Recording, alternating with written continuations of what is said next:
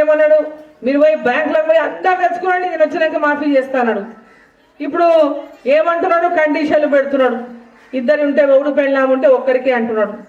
ఇంట్లో ఇద్దరికి అప్పు ఉంటే ఒకరికే తీరుస్తా, ఇద్దరికి 2 లక్షలు ఉంటే తీరుస్తలేడు, ఒకరికి అప్పు తీరుస్తా అంటున్నాడు. అట్లనే ఈరోజు ప్రతి దానిలో కండిషన్లు పెట్టి రైతు బంధు, రైతు భరోసా అని పేరు పెట్టిండు. ఇప్పటిదాకా ఎవరికైనా వచ్చిందే రైతు బంధు? 15,000 చేస్తా అన్నాడు, 15,000 చేయలేదు. 7,500 2 సార్లు వేయాలి, ఇప్పటికి ఒకసారి వేసిండా అంటే వేయలేదు. రైతు కూలీలకు కూడా 12,000 ఇస్తానని ఇప్పటిదాకా ఒకరికైనా 12,000 సంవత్సరానికంటే ఇప్పటిదాకా ఒకరికి కూడా ఎక్కడ ఇచ్చింది లేదు. ఈరోజు ఇట్లా చెప్పుకుంటూ పోతే చాలా చెప్పిండు. ఇంతకుముందు ఆంజనేయులు చెప్పిండు, చదువుకున్న పిల్లలకు డిగ్రీ చేస్తుంటే స్కూటీలు ఇస్తా అన్నాడు. స్కాలర్షిప్ పిల్లలు చదువుకున్న పిల్లలకు బ్యాంకు ద్వారా 5 లక్షల రూపాయలు ఎలాంటి గ్యారంటీ లేకుండా వాళ్ళకు ఉన్నత చదువులు చదువుకోనికే లోన్ ఇప్పిస్తామన్నారు. ఎక్కడ కూడా వాళ్ళు చెప్పినటువంటి మాట నిలబెట్టుకుంటలేరు. నిలబెట్టుకోకుండా ఎక్కడ ఆడయిన్ని ఈడయిన్ని ఇచ్చినాం, అందరికి ఇచ్చినాం, అయిపోయింది. ఇక మొత్తం మేము మా యొక్క హామీ నెరవేర్చినాం. రైలు ఆర్టీసీ బస్సు ఎక్కించినాం, అయిపోయింది. బస్సులో ఆర్టీసీ బస్సులో తిప్పుతున్నాం, అయిపోయింది మా హామీ. రైతుల రుణమాఫీ 2 లక్షలు చేసిన ఆడ కొంతమందికి ఇక్కడ కొంతమందికి అయిపోయింది, అందరికి చేసినాం. ఇంకా ఇప్పుడు రైతు బంధు కూడా ఎవరో ఆడిని ఈడిని వేస్తే అయిపోయింది, ఆడ ఈడ ఇచ్చి ఇంకా అయిపోయిందని చెప్తారు. అందరికీ ఇస్తామన్న మాట నిలబెట్టుకునకుండా కేవలం కాగితాల మీద రాతల కోసమే పెద్ద పెద్ద అక్షరాలు పేపర్లలో రాపిస్తారు. పొద్దున లేస్తే బ్యానర్ ఐటెం ఉంటుంది. బ్యానర్ ఐటెంలో ఏముంటుంది, మనకు చెప్పిన హామీలు తప్ప అన్నీ ఉంటాయి. ఆ హామీల విషయంలో ఏముండదు. ఈరోజు రేవంత్ రెడ్డి ఇది తీసుకొస్తున్నాడు, ఈరోజు రేవంత్ రెడ్డి అమెరికా పోయిండు, ఈరోజు రేవంత్ రెడ్డి ఢిల్లీకి పోయిండు, ఈరోజు రేవంత్ రెడ్డి హైడ్రా కింద బంగ్లా మొత్తం హైదరాబాద్ పేదోళ్ళ ఇల్లు కూడా కొట్టిండు. పెద్దోళ్ళ తక్కువ ఉంటాయి, పేదోళ్ళ ఎక్కువ ఉంటాయి. దాంట్లో ఇట్లాంటి పనులు చెప్పి మొత్తం మననంతా కూడా ఆ దృష్టిని మరల్చేటటువంటి పని చేస్తున్నాడు.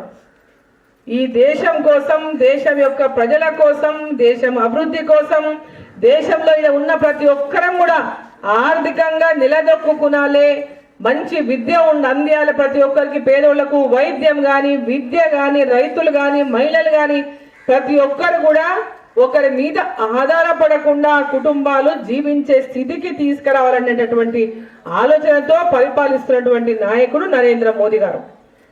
2047 మన స్వతంత్రం వచ్చి 100 ఏళ్ళు అవుతుంది. ఆ రోజు ఎవరం ఉంటామో తెలియదు, ఎవరం పోతామో తెలియదు. ఆయన ఒక ముందు చూపుతో వికసిత్ భారత్ సంకల్పం అంటే భారతదేశం అంతా కూడా ప్రపంచ దేశాల్లోన అభివృద్ధి చెందినటువంటి దేశంగా నిలబెట్టాలి. మన స్వతంత్రం వచ్చి 100 ఏళ్లు పూర్తయిన నాటికి ఈ ప్రపంచంలో భారతదేశం మొట్టమొదటి స్థానంలో ఉండాలి అభివృద్ధిలో అని. ప్రతి ఒక్కరు విద్యావంతుడు కావాలి, ప్రతి ఒక్కరు ఉపాధి, స్వయం ఉపాధి కాదు, ఎలాంటి ఉపాధి అయినా స్వయంగా చేసుకునేటువంటి స్థితికి రావాలి. ఈ భారతదేశాన్ని అంచెలంచెలుగా పైకి ఎదిగే విధంగా తీసుకుపోయేటటువంటి ఓ లక్ష్యంతో ఈరోజు నరేంద్ర మోదీ గారు పనిచేస్తున్నారు. ఆ లక్ష్యాన్ని నెరవేర్చడానికి మనమంతా కూడా ఆయన తోడుగా ఉండాల్సినటువంటి అవసరం ఉంది. ఈరోజు భవిష్యత్తు, ఈరోజు మన 60 ఏళ్ళు 70 ఏళ్ళు 80 ఏళ్ళు మనది కాదు భవిష్యత్తు. ఇప్పుడు పుట్టిన పిల్లల భవిష్యత్తు, ఇప్పుడు ఉన్నటువంటి యువకుల భవిష్యత్తు, ఈరోజు వాళ్ళందరి యొక్క దేశం భవిష్యత్తే, వాళ్ళందరి భవిష్యత్తే ఈ దేశ భవిష్యత్తు. కాబట్టి ఆ రకంగా మనమంతా కూడా భారతీయ జనతా పార్టీ మన ధర్మాన్ని కాపాడుకోవడానికి, మన దేశాన్ని కాపాడుకోవడానికి, మన దేశ సాంప్రదాయాలు కాపాడుకోవడానికి, మన గ్రామాన్ని అభివృద్ధిని చేసుకోవడానికి, అందరూ అభివృద్ధి పదాల్లో ముందుకు రావడానికి, మరి ఇవన్నిటికీ కూడా మనం నిలబడాలంటే ప్రతి ఒక్కరు కూడా భారతీయ జనతా పార్టీలో సభ్యత్వం తీసుకునాలి. పెద్ద ఎత్తున సభ్యత్వం మన గ్రామాన చేసి, ఇదిగో మేమందరం నీ ఎమ్మడున్నాం, ఇంతమంది సభ్యులం భారతీయ జనతా పార్టీలో చేరినటువంటి ఒక సందేశాన్ని నరేంద్ర మోదీ గారికి మనం పంపాలి.